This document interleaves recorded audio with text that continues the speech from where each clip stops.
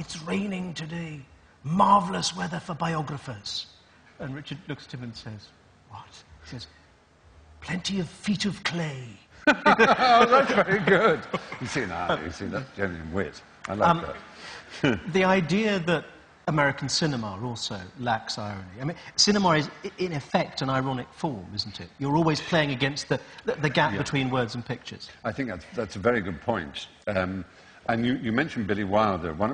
I think it's a very interesting interview. There was an interview, I think it was about 4 or 5 hours, and it was done as 2 arena programs many years ago where Erich Schlendorf, the filmmaker, interviewed Billy Wilder.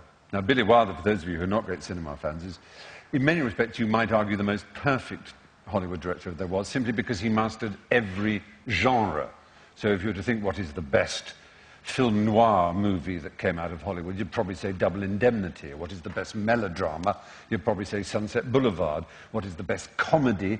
You'd probably say Some Like It Hot. What is the best courtroom drama? You'd probably say Witness for the Prosecution, and so on. I mean, it's just extraordinary. The best prison camp drama. You know, it just goes on and on and on. He really was an extraordinary master of so many different fields. And he was born in Austria, but came over and wrote his own screenplays with a fellow called Izzy Diamond. They worked together a lot, and they made really some of the greatest Hollywood films ever made. And Schlendorf, anyway, and they were talking about his extraordinary career, and they were talking about actresses, and they started talking about Marlene Dietrich, who was in Witness for the Prosecution, Jerome Power and Charles Lawton, and they were talking about Marilyn Monroe.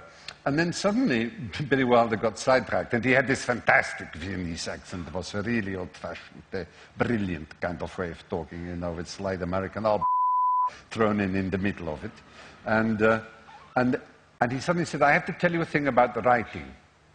And he said, there are 2 kinds of writer. We had screenplays by Raymond Chandler, brilliant writer. The characters, the dialogue, fantastic, absolutely fantastic. You wouldn't change a word. But the plots, verkackte plots, there's nothing you try and explain what happened. He said, this makes terrible movies. In the end, you watch these good characters and it's okay, but it's not so, you know. What's happening? Nobody understands. He said, Agatha Christie, she wrote this play, Witness for the Prosecution. It's a cardboard character stereotype. Terrible. He said, the dialogue. He said, she plots like an angel. It's like, he said, it's like a ball bearing. How do you make a ball bearing? You look at how do you start? How do she start with this plot? It's so perfect. If Izzy Diamond and I, we sat down for 2 years, we never come with a plot like this. But in one afternoon, we can give the characters witty lines, we can make them rounded characters. That's the easy part of writing. But the plot, and that's so revealing. And he went on to say, for every 100 Raymond Chandlers, there's 1 Agatha Christie. And I thought it was very, very brilliant. And he could say that. He's not afraid of sounding Philistine to say it. And it's not as if one is saying, therefore one ultimately values Agatha Christie more, but you value her for what she can do. And it is a rarer gift. And Americans, in the end, when it comes to something like Hollywood, the simplicity of Hollywood is, it wants talent. And it doesn't matter where that talent comes from. I remember when a man, I think his name was William Cash, wrote an article for The Spectator in which he said he'd tried to get screenplays written, but that they were turned down because he wasn't Jewish. And Hollywood's run by Jewish people, and because he wasn't Jewish, he couldn't get his screenplay accepted. And I remember there was a great deal of fuss about this being extremely anti-Semitic, and a very good friend of mine, William Goldman, who's one of the great screenwriters of the 1960s and 70s, Butch Cassidy and The Marathon Man and Princess Bride and All the President's Men and many other great screenplays. And he wrote a wonderful article in the New York Magazine, not New Yorker, but New York Magazine, in which he said, he said, the 2 things that this Mr. Cash doesn't understand. One is, all the Jews in Hollywood, and I count myself, are too busy hating each other to bother about some Englishman. And secondly, if the talent came from a Barbary ape or from a Martian, they wouldn't care. Hollywood would just kill them with money and suck all their talent out. And we know that. Anyone who's ever read a book about Hollywood knows that. They don't care where people... But God, do they want talent. Tell me quickly about H.L. Mencken. Yeah, I know. Mencken was... I don't know if there is a British equivalent to him, really. He was a historian journalist in a style that we don't really have. I first really was forced to read him, at the risk of name-dropping, though I like this name-drop because it actually has a sort of echoing name-drop, which is almost unbelievable. When I was at university, we discovered that a drama club, of which I was president, was 50 years old. It was called the Mummers. It was called the Cambridge Mummers. And the secretary said to me, "Oh, Stephen, it's the 50th anniversary, we ought to have a party." And I said, "Oh, very good idea." And I said, well, we were founded, this was in 1980. I said, "We were founded in 1930, weren't we, by Alistair Cook. Why don't I write to him and see if he's by any chance in Britain, he might come to, we'll have a party. We'll have a sort of dinner or something to celebrate 50 years. So I wrote, "Dear Mr. Cook," I wrote it to care of BBC Rockefeller Tower, New York, because I knew somehow that's where the BBC in New York was.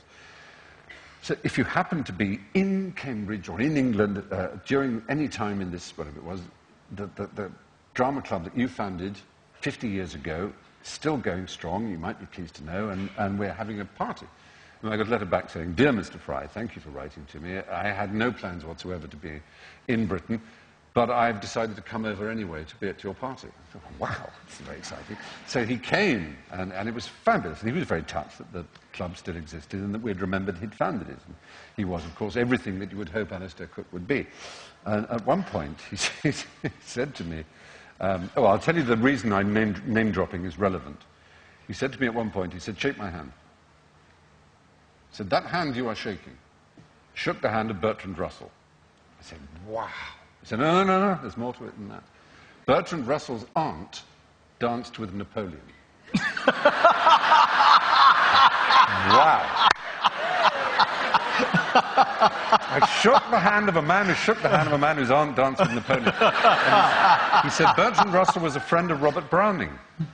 Again. And I just thought, isn't that fabulous? He really understood history in that way, Alistair Cook. Anyway, at one point he would write on a napkin every now and again until his napkin had about 4 lines on it. And his speech, when he gave it, was like a letter from America, but 4 times longer, and absolutely perfect, with not a word out of place, utterly apropos, completely brilliant. I've never been so blown away by such a marvellous man. He really was. And then, before he left, he just did something in my jacket, and only when I got back to my rooms that night, he'd given a cheque for £5,000, said, "Only to be spent on parties." He was a really marvellous man. But anyway, he said at one point, I said, we were in Trinity Hall, and he said, where is the men's room? And I said, "Oh, it's sort of around." He said, "Well, are you coming?" I said, oh, right, okay. And it turns out men of his generation who've been used to living most of their lives in America, they regard rather, as we imagine women do, as going to the men's room as rather a sort of occasion. So, so we went to the men's room. He had a pee, I had a pee. He then stood in front of me, then started combing his hair and washing his hands, and then he sat sort of on the wash hand basin and said, "So, tell me about yourself, young man." And I said, "Gosh, so little to tell, really." And